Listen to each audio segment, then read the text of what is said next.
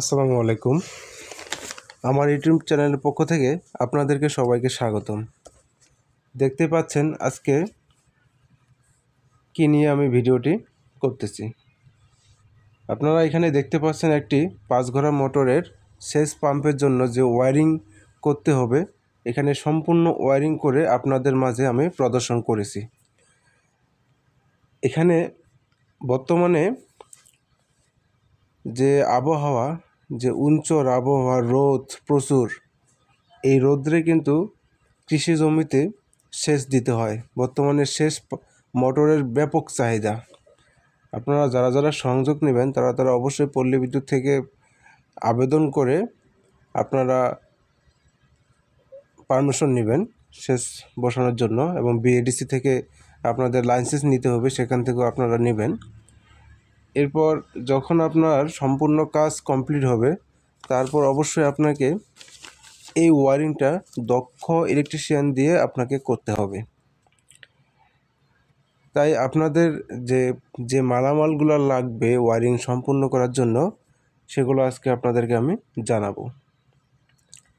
আপনারা দেখতে পাচ্ছেন এখানে আমি সর্বপ্রথম এই যে একটি কাট আউট নিয়েছি আমি। এই কাট আউটটি হচ্ছে 60 অ্যাম্পিয়ারের কাট আউট।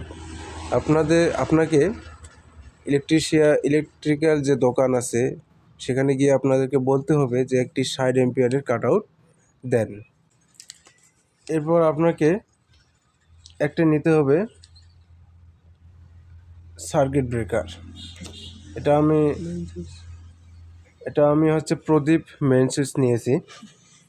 আপনারা দেখতে পাচ্ছেন আমি এখানে একটি কাট আউট নিয়েছি। এই কাট আউটটি হচ্ছে 60 অ্যাম্পিয়ারের কাট আউট। এরপর দেখতে পাচ্ছেন এখানে একটি মেইন সুইচ নিয়েছি।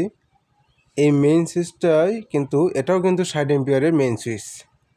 আপনাদেরকে ইলেকট্রিক্যাল দোকানে গিয়ে আপনাদেরকে বলতে হবে যে একটি 60 অ্যাম্পিয়ারের কাট আউট এবং একটি 60 অ্যাম্পিয়ারের মেইন সুইচ প্রদীপ দেন।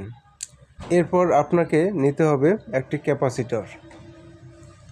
এটা হচ্ছে আপনার 2.5 পাওয়ার ক্যাপাসিটর। এটা কিন্তু 2.5 অ্যাম্পিয়ারের পাওয়ার ক্যাপাসিটর। এরপর আপনাকে একটি নিতে হবে হোল্ডার। এরপর আপনাকে যেটা নিতে হবে সেটা হচ্ছে আরেকটি সার্কিট ব্রেকার। এই সার্কিট ব্রেকারটা কিন্তু আপনার এই যে সুইচ বোর্ড দেখতে পাচ্ছেন, একটা লাইট জ্বালাবেন, একটা আপনার ফ্যান জ্বলবে, ওইসবের জন্য কিন্তু এই সার্কিট ব্রেকারটা নেওয়া। এবং আপনাকে নিতে হবে একটি সুইচ বোর্ড।